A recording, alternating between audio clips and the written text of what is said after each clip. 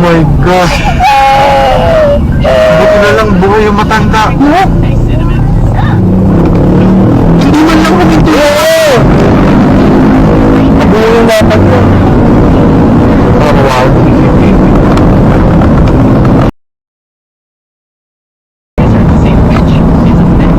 Binubot si Mami na ako ng bag na yun eh.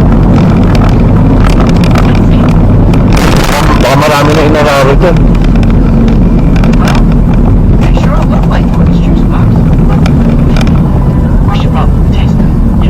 Sinabihan nila.